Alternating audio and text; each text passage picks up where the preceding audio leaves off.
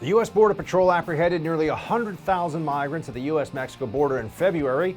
The pace at which new migrants are arriving now is showing no signs of slowing down. So why aren't Democrats rushing to stem the tide? Here's a hint: they don't want to.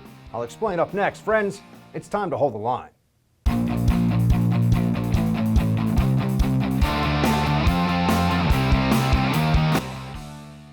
Do you have to say quite clearly, don't come?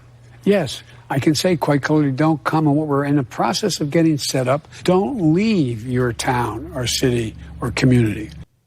Welcome to Hold the Line. I'm Buck Sexton. Really what the Democrats mean is don't come yet.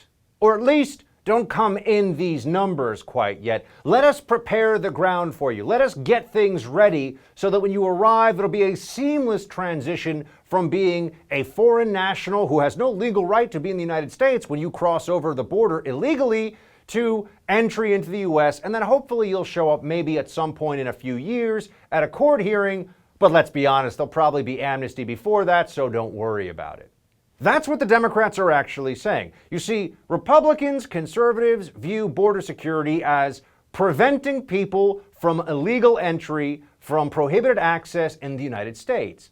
Democrats view the border crisis as our facilities are overflowing because we've enticed so many people to come here. Let's slow it down and have a more orderly illegal immigration surge. It's a major fundamental difference, and everyone needs to understand that right now. The immigrants who are coming across the border are doing so because of what they were told by this Biden administration. In fact, what Biden's been promising for a long time. That much is obvious. Here he is. Here's Joe Biden back in September of 2019. What I would do as president is several more things, because things have changed. I would, in fact, make sure that we immediately surge to the border. All those people are seeking asylum. They deserve to be heard. That's who we are. We're a nation that says if you want to flee and you're fleeing oppression, you should come. You know, they could set up asylum courts right on the border to hear them right away. And they also could have a remain in Mexico policy or a third country safe agreement, but that would be a means of stopping the flow of illegal immigrants. And the truth is, they don't want to do that. And that's what you have to understand. They don't have an interest in actually doing that. They just want to make sure that the flow does not look disorderly. They want to make sure that as we go forward here, there's not that much video footage of hundreds of people at a time just walking across the border, which, by the way, is still against the law, and then waving down Border Patrol and saying, here I am, I have a credible fear of violence in my country, I want asylum. And that's it. And then they get processed, and then they're released, often at a nearby bus stop or just dropped off somewhere, and they're told, you better show up for court. We don't know when the date is. The court's backlogged, by the way. It was backlogged hundreds of thousands of cases the last time there was a surge. It's going to be backlogged again. But that's the whole point, don't you see? The overwhelming of the system, it means that they can't actually be processed, which means that everybody who shows up gets to stay, or close to it. People will roll the dice. If you have an 80% chance of showing up at the border and getting to stay in America forever, if you get to flee not just Central American countries, the so-called Northern Triangle countries of El Salvador, Honduras, and Guatemala, but any country from anywhere around the world where you'd rather be in the United States, if you have, let's say, an 80 or 90% chance, which is probably not even the actual rate, it's higher than that, but if you had an 80 or 90% chance of being able to stay in the United States just by walking across the border, would you do it? This is the problem. It's the magnet. It's the enticement, the inducement to break U.S. immigration law, and Democrats are fine with it because as far as they're concerned, these are new voters for them. In fact, Chuck Schumer is already saying we need to integrate. Now, be very careful with this. We're not talking about legal immigrants here. I'm talking to you about illegal immigrants crossing our southern border in violation of existing federal law and then intentionally not showing up for their asylum hearings because they won't qualify. Here's what Chuck Schumer says about them. My strongest desire is to pass comprehensive immigration reform. I've felt that way since 2013 when the House blocked it, and we'll do everything we can to explore that area. The House hasn't sent us the comprehensive bill yet. They're in the process of sending us other legislation. We want to do as much as we can to make immigrants welcome in America, to make sure that America integrates immigrants into our system of government, and we'll keep fighting to get as bold and strong a bill as we can. Bold and strong a bill. What do you think is going to be most bold in the bill?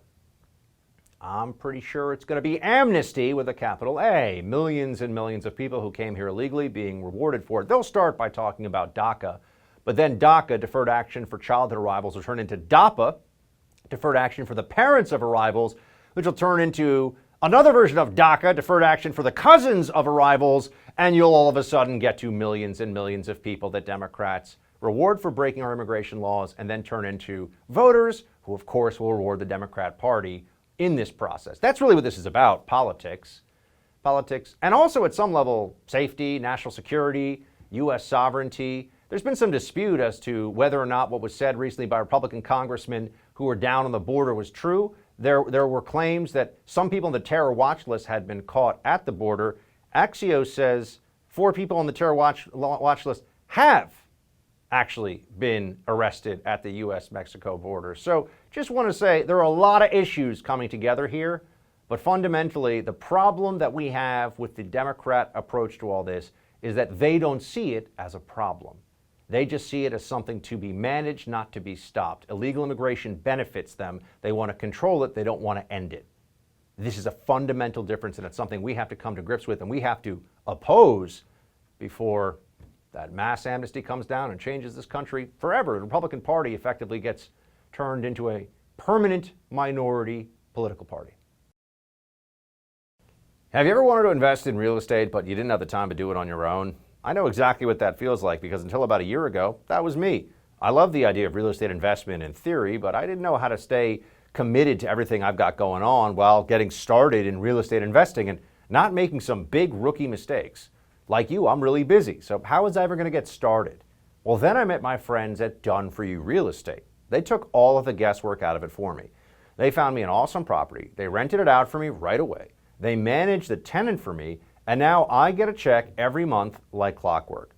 Don't wait another second to see if my buddies at Done For You Real Estate can do for you what they did for me. Visit doneforyoubuck.com to see how it works. That's right, doneforyoubuck.com to begin your real estate investment journey today. DHS Secretary Alejandro Mayorkas said there is no crisis at the border, but now the Biden administration is asking for help to deal with the surge. In an email obtained by Fox News, Secretary Mayorkas told DHS staff that he's activated the volunteer force to support Customs and Border Protection because overwhelming numbers of migrants are seeking access to the country along the southwest border. Overwhelming. This comes as new reports show that there are more than 3,200 unaccompanied migrant children now in custody, a number that has tripled in just the past couple of weeks. Of those children, more than 1,360 have been detained in jail-like facilities beyond the 72 hours permitted by law. Joining me now to discuss this and much more is the Republican Senator from Texas, Ted Cruz. Senator Cruz, good to see you, sir. Bob, great to be with you. Thanks for having me. First, the border seems to be in crisis by any reasonable definition. What do you see going on and what has caused this? Well, I got to say, the facts you just reported on, they can't possibly be true because if you turn on the mainstream media, nobody's reporting on them.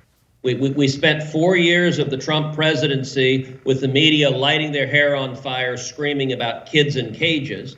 Well, as you and I both knew and pointed out at the time, those cages were built by Barack Obama.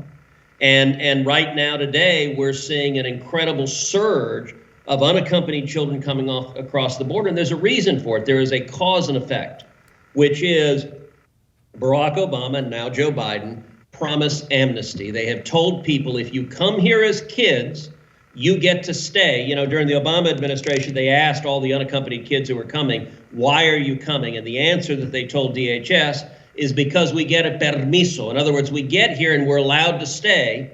And the problem is you've got little boys and little girls who are being handed over to human traffickers, to violent cartels. These little kids are being physically assaulted, sexually assaulted. It is grotesque, it is inhuman, and it is getting worse under Joe Biden because his policies serve as a magnet to putting those kids in the place of abuse. If you want to be humane, if you want to be compassionate, then you secure the borders and you prevent kids from ever being put in the custody of human traffickers. Do you think that this is leading toward a further Democrat push for actual amnesty? And is that something that could get through the Senate if perhaps they decide that the Democrats are finally willing to eliminate the filibuster?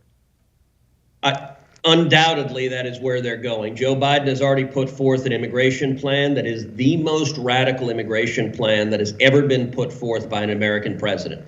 Joe Biden has proposed American citizenship for everybody. Everyone here illegally, ollie ollie oxen free, everyone becomes a citizen. The rule of law doesn't matter. Joe Biden has directed DHS to stop enforcing the border. They've returned to catch and release. So if you're caught, you just get released. That's why we're seeing this surge of illegal immigration, because they know the Biden administration is not going to enforce the law. And I'll tell you one of the more stunning things. You've got some video up there right now of Biden signing executive orders. One of the more stunning orders he had is to say and to propose that anyone who was deported in the last 4 years should be able to come back. Now, that includes murderers, that includes rapists, that includes child molesters, that includes drunk drivers who have killed people on American roads. They are so radical that even violent criminals, if they were deported by the Trump administration, apparently the Biden administration wants them back here. That doesn't make any sense, and it's not consistent with what the vast majority of Americans believe. While the border crisis continues to unfold, Senator, we know that we have this $1.9 trillion spending bill. To call it a COVID relief bill seems to give it more credit perhaps than it's due, or at least gives it the wrong focus. Here's what Jen Psaki said about some of the intent of the bill. The president is taking nothing for granted. I will note that the plan that the Senate passed this weekend puts us one huge step closer to passing one of the most consequential and most progressive pieces of legislation in American history. Most progressive pieces of legislation in history. That doesn't sound like the moderate centrist, you could trust good old blue-collar Joe that we were promised, Senator. No, there's a reason Bernie Sanders and AOC are celebrating, and Jen Psaki there actually appears to have accidentally spoken the truth. If you look at this bill, there are a couple of things to say about it. Number one, it would have been very simple for the Biden administration to pass bipartisan legislation focused on COVID relief. Last year, Congress came together and passed bipartisan legislation on COVID relief 5 times. 5 times you saw Republicans and Democrats work together. Republicans were more than ready to roll up our sleeves and say, let's focus on vaccines, on distributing the vaccines, on supporting health care, on getting kids back to school, on providing relief for families that are hurting, or helping small businesses open their doors. All of those could have passed with massive bipartisan majorities. The Biden administration decided it didn't want to do any of that. Instead, it handed the pen over, it handed the agenda over to the radical left, to the Bernie Sanders and Elizabeth Warren and AOC. And as Jen Psaki said, this is the most progressive bill, by which she means left-wing socialist, knuckle-headed bill that has passed in decades. And I do a podcast every week called Verdict with Ted Cruz. And the last podcast, what I talked about is, if you wanted to sum up the Biden administration, the first 6 weeks of the Biden administration, in 3 words, the 3 words would be boring but radical. And by that I mean, I think Joe Biden has made a political decision to be incredibly boring, that after 4 years of Donald Trump dominating the headlines, every tweet dominating the headlines, I think the Biden administration decided people were tired of that, and so let's just have good old Uncle Joe be boring and not make news. And he's managed to do that. You think about, there are not many days in the last 6 weeks where you've woken up and said, what did Joe Biden say today? Because most days he doesn't answer questions from reporters, he doesn't say much of anything. But that boring is a mask, it's a facade for an incredibly radical agenda. And Buck, I'll tell you 3 amendments that we voted on in the all-night voting session we had. Number 1, an amendment that I co-sponsored that said these $1,400 stimulus checks shouldn't go to prisoners, shouldn't go to violent criminals, murderers and rapists and child molesters currently in prison.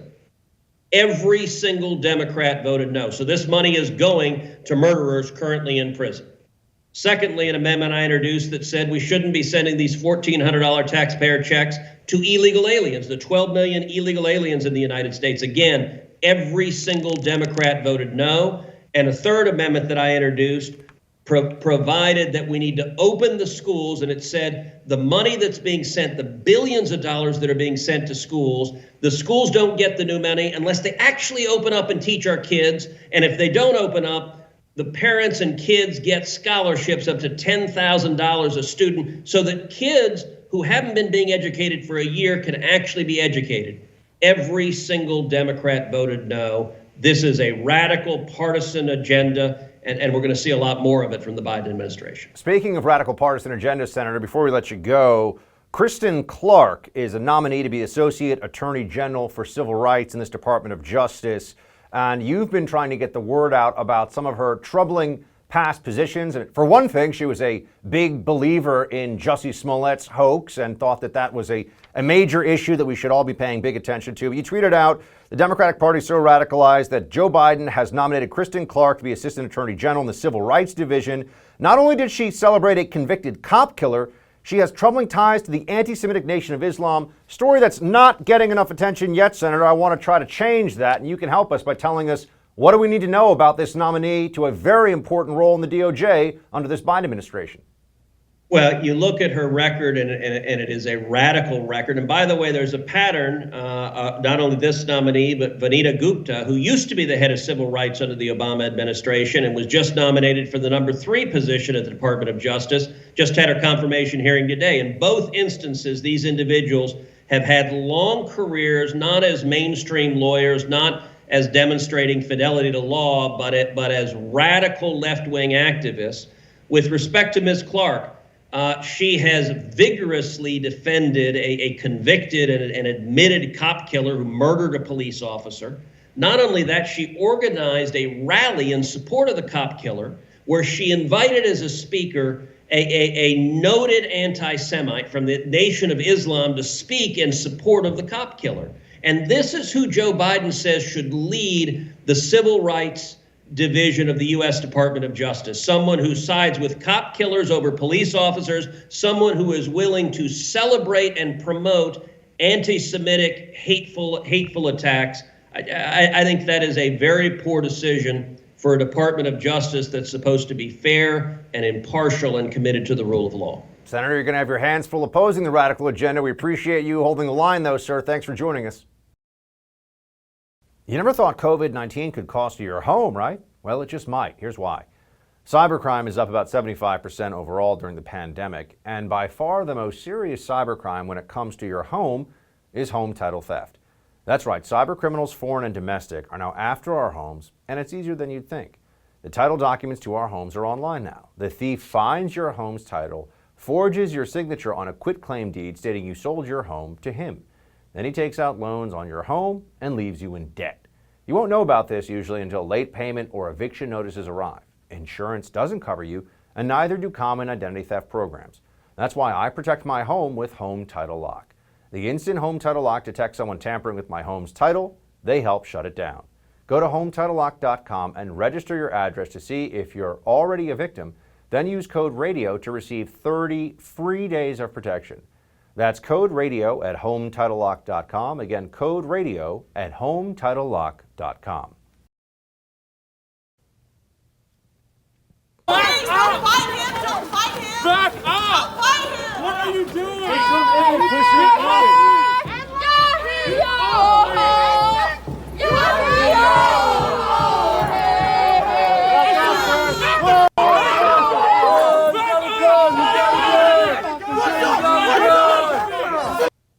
Tense moment outside of Chase Bank in Portland, Oregon, as a security guard is forced to draw down on a violent group of anti-police rioters. Plywood and chain link fencing once again becoming a common sight on the streets of several major cities in the Pacific Northwest. Last week, rioters set fire to an occupied federal courthouse in downtown Portland. Thankfully, the flames were extinguished without any injuries. Meanwhile, the city's mayor, Ted Wheeler, is struggling to control not only the riots, but a surge in violent crime across Portland.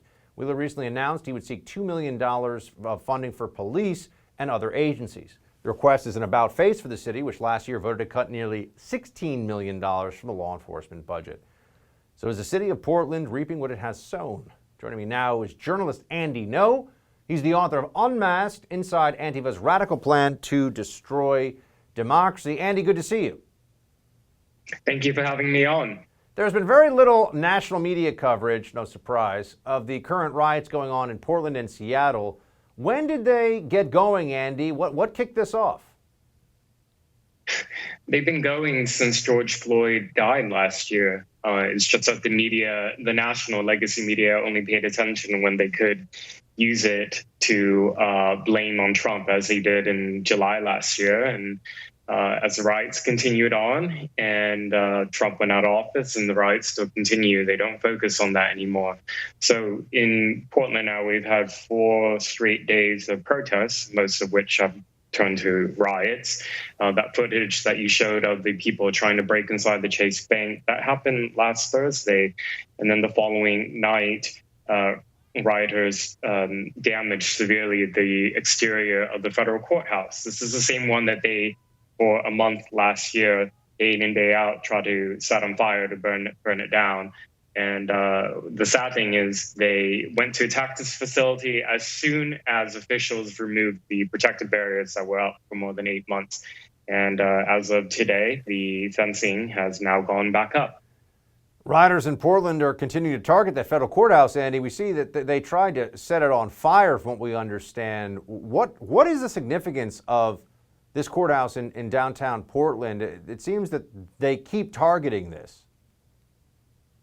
They target it because they hate America and they don't recognize the rule of law. And so courthouses, police stations, anything that has to do with criminal justice system, they view as targets and as fit to set on fire, to vandalize, and to destroy.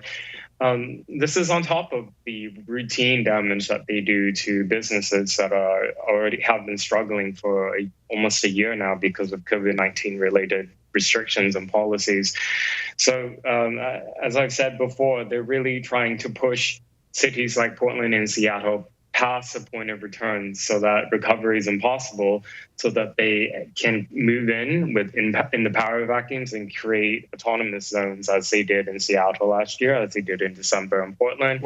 There's an ongoing autonomous zone right now in Minneapolis. So just to understand this, Trevor, because I was going to ask you, terrorists usually have something they want, some list of demands. I mean, there is some pretty nihilistic terrorism out there, but generally they're trying to achieve some kind of goal, ideological or otherwise, political goal.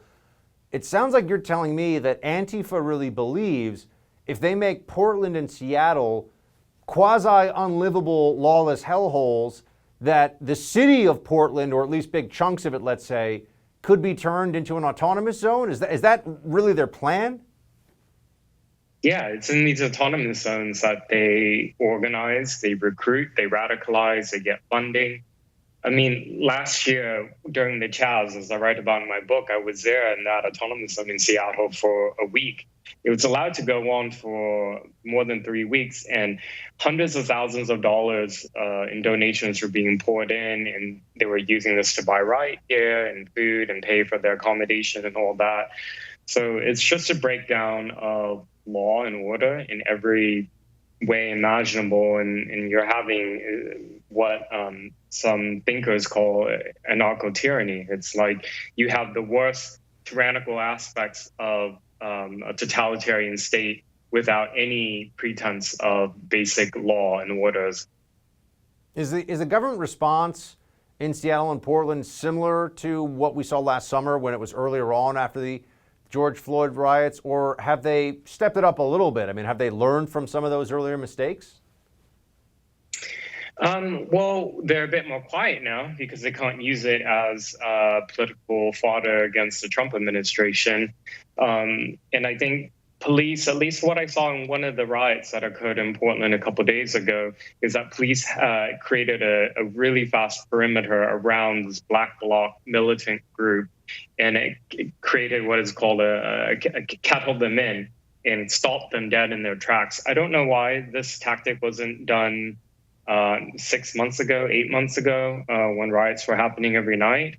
But hopefully it's a good sign. I mean, it was demoralizing to see that rioters could pre-announce their intent for criminal activities weeks in advance and show up, and no law enforcement would be there. Andy, you understand these groups. You obviously have written your book Unmasked about the ideology, actions, just the details of what Antifa and these radicals are up to. Is there some sense among them that under a Biden administration, this seems a little counterintuitive to the general public that they would, or are they really they're so dedicated to this idea of anarchism or whatever it is that it doesn't matter who the president is? I'm just wondering, are there other radicals, are there other leftists who are saying, hey guys, we've got one of ours in the White House now, calm down a little bit, or does that not happen? It doesn't happen. I think there's a misconception that Antifa are Democrat voters. And I think that misconception comes because mainstream Democrats are reluctant to condemn Antifa. So you would think that they're allied. In the eyes of the Antifa, they don't recognize any American political party, any American government. So the messaging that you see they carry since Biden's come into office is they say, we don't want Biden, we want revenge. So they're trying to, literally in their words, to abolish the United States. And that's a grand goal that, they won't achieve it. But at a much smaller level, you can see they're having a lot of success in destabilizing and making certain urban areas in America unlivable. Andy, what are your expectations? Is this going to just continue on? Is it going to get worse? It's going to get worse as the weather gets warmer.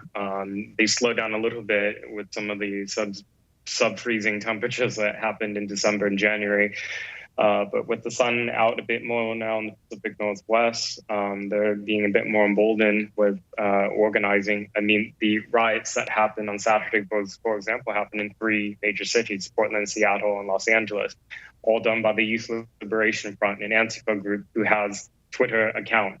So, their organizing is being done on these big tech platforms, and these are the same platforms who have promised to clamp down on violent extremism, yet they allow this organizing to be done out in the open. Andy Ngo, check out his book Unmasked. Andy, stay safe. We need you, buddy. Talk to you soon. Well, given the tremendous rise and surge of individuals coming to the border, wouldn't it be fair to call it a crisis? Because that's what your agents are calling it. Mr. Ranking Member, I'm not spending any time on the language that we use. This administration has a border policy. Can you succinctly say what that policy is as it relates to the border? Congresswoman, the border is secure and the border is not open. The border is secure and the border is not open. Really? That was DHS Secretary Mayorkas earlier today, still refusing to call what's happening at our southern border a crisis. Well, our next guest strongly disagrees. Julio Rosas, senior writer for townhall.com. He just left the border town of McAllen, Texas. He joins us now to tell us what he saw over a whole week down there. Julio, let's start with this. Is this a crisis? Yes, Buck, it absolutely is a crisis. And it's that for a number of reasons. Number one is just the massive numbers of illegal immigrants crossing into the United States in a 24-hour period. And that increase has been ongoing since around April of last year.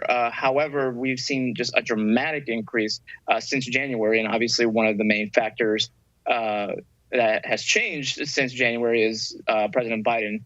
And so the issue is that we're seeing the effects of this administration's open border rhetoric and policies, because remember, during the campaign, he was saying no deportations for 100 days. He was going to remain in Mexico, and he's followed through on some of that. And so Friday night, for example, in a span of only 3 hours, I saw 263 illegal immigrants crossing the Rio Grande and handing themselves over to Customs and to Border Patrol. And that was only 3 hours, and that in the span of about 10 hours, that number was about 700. And that was only one sector for the entire border. So clearly this is not slowing down. Are they mostly, can you give us some sense? We're seeing some photos that I know you took down at the border here. It looks like a mix. There are adult males, there are family units, there are children. Is there some profile of who's, the dominant profile of who's coming across, or is it a total mix of different age demographics and gender demographic, or your gender difference? So from what I've seen, it does seem to be comprised of people claiming to be in family units. We do know that there is some trafficking with people claiming that they're their parents when they're not. But there's also unaccompanied minors, and probably the youngest unaccompanied minor that I saw she was 8 years old, and she, I believe, you saw she was an 8-year-old girl crossing alone at the border. She was in a group, but she wasn't. She didn't have her parent or any legal guardian with her. So that's kind of the issue that we're seeing, is that this influx that we're seeing, again, being incentivized by the Biden administration. It's just we're seeing cases where there's kids as young as 8. There was other 10-year-olds, 12-year-olds, 16-year-olds who were there crossing and making this very dangerous journey without their parents or any significant other in their family, and they're in the hands of complete and total strangers. And so that's again the issue when we have this incentivization going on, because then the number of these very, very at-risk groups are increased. And obviously the cartels who do partake in human trafficking, they're making more money now than they were previously, because not only they're making money on the narcotics that they're smuggling, but now they got a bigger customer base that is willing to pay them to come into the country, because they feel that their investment is going to have a much better chance at being able to stay in the United States as opposed to being deported right away. Were you able to get some sense of what of the people who were crossing, and when you're talking about just walking across the border is illegal? I think people need to remember that it's not allowed to just walk from Mexico to the United States. You have to go at a port of entry. People are walking across the border. What percentage of the people that are doing this are released in the American interior after processing? Do we have some sense of that?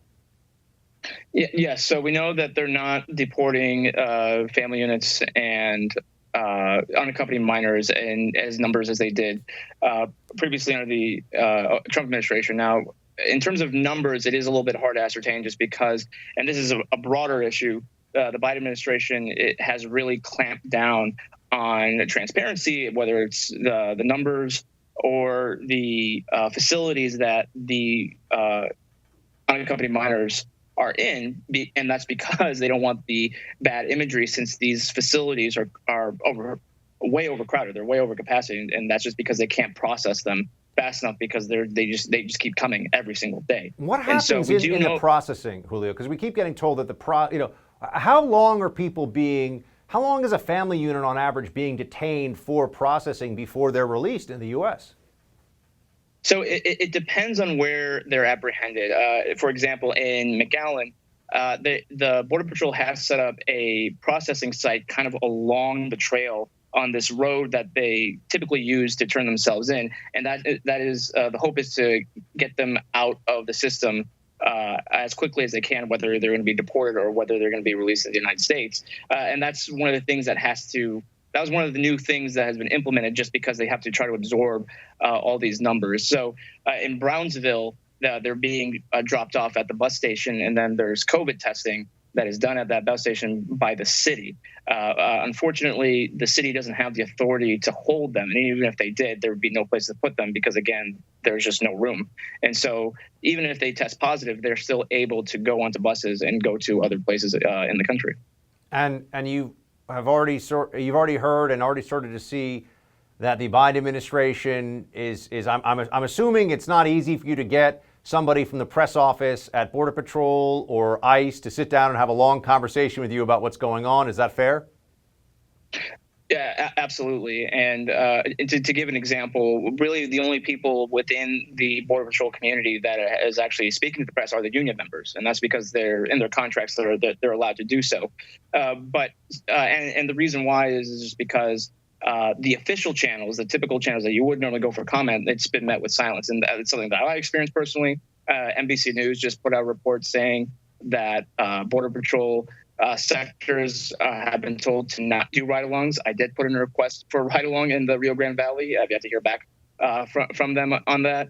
And so this is they know that this is outside the crisis. They know it would be bad optics if people would really have a good unfiltered look at to what's happening. And so this is just, again, the effects of what we're seeing when we have an administration that does incentivize through policy this massive increase of human trafficking. I'm assuming, Julio, that this is expected to continue on for some time and probably get a little worse. Yes, and that's the most concerning part, because the projections that were initially made in January, we've already surpassed those projections in March, and this is not even the peak season of when people typically cross. They do like to cross in the springtime because it's not as hot as it is during the summer. So spring is right around the corner, and so I would be curious to see what the numbers are looking ahead in March and May, and then into June. But it does look like it's going to get worse unless things change from the administration, but it looks like they're pretty well entrenched in continuing down this path. Julio, great work as always, man. Stay safe, and thanks for joining us.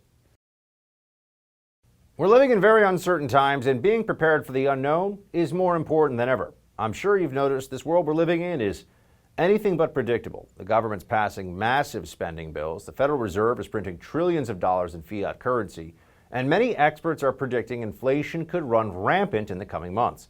That could spell disaster for the dollars in your bank account. We could all benefit from something a little more reliable right about now.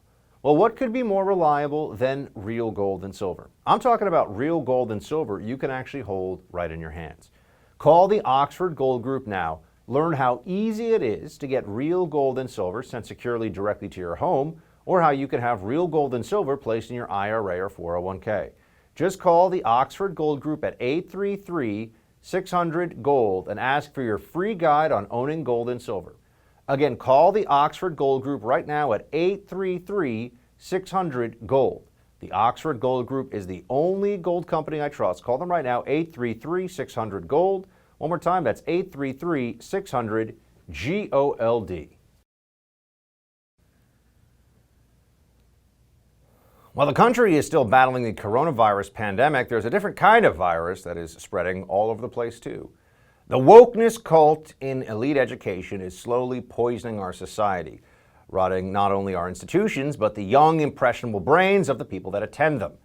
Barry Weiss, in a recent piece, The Miseducation of America's Elites, shines a terrifying light on this. She was formerly of the New York Times. She left because of wokeness, and in this piece she gets into the wokeness culture that has run amok at elite schools, pointing out the sad reality that as a society we're no longer close to the beginnings of a counter-movement. Joining me now to discuss, the director of the Discovery Institute Center on Wealth and Poverty. He does a lot of anti-wokeness work of his own, Chris Rufo. Chris, good to see you. It's great to be with you. There was a quote that I think really summed up a lot of this article, which is for everybody watching. It's a Barry Weiss piece in City Journal where she goes into some of the most elite private schools in New York City and Los Angeles, and how not just the kids, the parents are now increasingly terrified at the level of brainwashing that's going on. There was a quote in this piece that to speak against this is to put all of your moral capital at risk. Feels like that kind of summarizes where we are in society against wokeness these days. Yeah, I mean, I think that's how people conceive of it, but I think there's also an error there because it's not moral capital. I think you can stand on moral grounds against this ideology very solidly. It's really your social capital and your status that is at risk. Because within these elite institutions, if you question this ideology, you're immediately dismissed with all sorts of epithets of racist, a white supremacist, upholding the patriarchy, whatever it might be. And that's what terrifies elite Americans more than anything, is the loss of status. It seems amazing as well, and this is part of the article. I know you've covered this too in your work and research. We're talking about in some cases here $40,000, $50,000, even $60,000 a year private high school institutions who are having their students constantly go around lecturing others now on privilege and the need to show contrition for white supremacy culture, a whole range of left-wing ideas. Why are these institutions of privilege posing as social justice warriors against privilege? Well, I mean, the hypocrisy is clear, right? You have some of the most privileged people on earth denouncing others for their privilege. But I think what's happening is that this is the elite ideology. So it's not a surprise that it's being perpetuated in elite primary and secondary school education systems. The question that I think conservatives need to wrestle with is how do you push back against this within those elite institutions? Because whether we like it or not, these are the high school kids that in 20 years are going to be running companies and institutions and universities. It's time to really tackle this problem now and not just dismiss it as an elite fad. Well, it feels like we do need something of a counter wokeness revolution, right? Or a counter revolution against wokeness.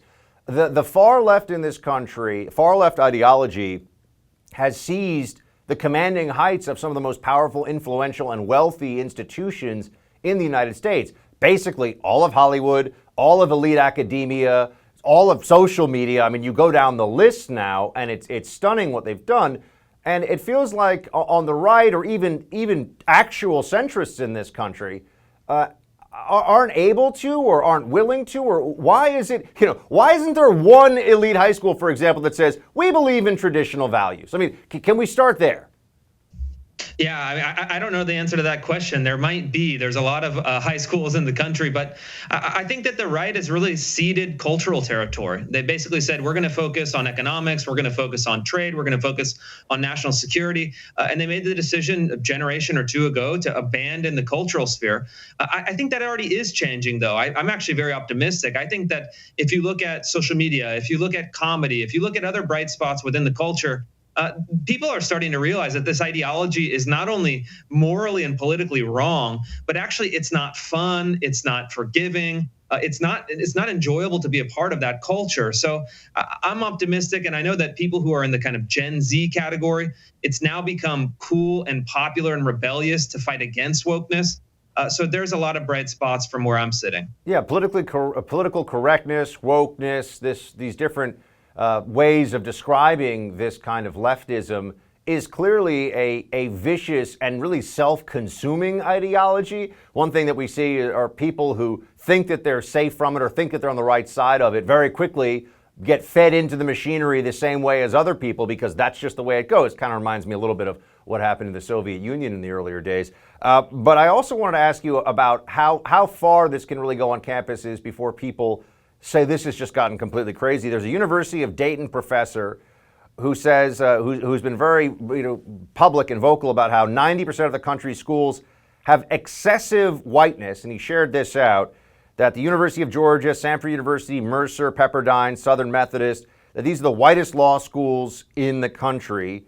And then the professor recommends how to reduce excessive whiteness. I mean, just the notion that there's a term that's being used in academia openly of excess whiteness, like it's excess weight, something that must be shed. This is concerning. Yeah, it's concerning, but not surprising. I think that if you look at this language, to eliminate excess whiteness applied to any other group would be immediately denounced by everybody. But this is just another blip in the culture war, in our culture, in our kind of time and place. But I think this is kind of, it's termed in excessive terms, but this is really the ideology. This law school professor of this story said that we should be eliminating standardized testing, eliminating competitive grading, eliminating any objective measurement of student achievement, and simply apportion positions in law schools and other institutions on the basis of race. It's been going this way for a long time, and this law school professor just didn't have the tact to not just say it, the quiet part out loud. Yeah, and it seems increasingly like the woke left, Chris, is just making an argument rooted in power and not actually in ethics or morality, certainly not one in equal protection under the law. Like there's now just essentially a treatment of everything in society as though it's a spoils system and should be doled out to people based upon identity category, whatever that may be. That's right. And I think that the real problem, though, is that way of thinking, this idea that there's a static amount of resources and power and privilege that should be apportioned to different racial groups and some kind of formula, ignores the idea of where does wealth come from? How is productivity generated? How are benefits and privileges and technology created? And ultimately, they're going to kill the golden goose because you can only redistribute and take and seize and push for so long before people start to realize that we're actually doing damage to our economy, damage to our system of laws. And unfortunately, that seems to be the direction we're heading. I know in some of the work you've done, you've shown the public the kind of wokeness training that's going on for employees of the government, municipal employees specifically. Are you seeing a rise in that under the Biden administration? Essentially, is it now just open season. They want to get as much wokeness training out there in the federal government, state and local government as they possibly can, or is it staying pretty constant, pretty steady?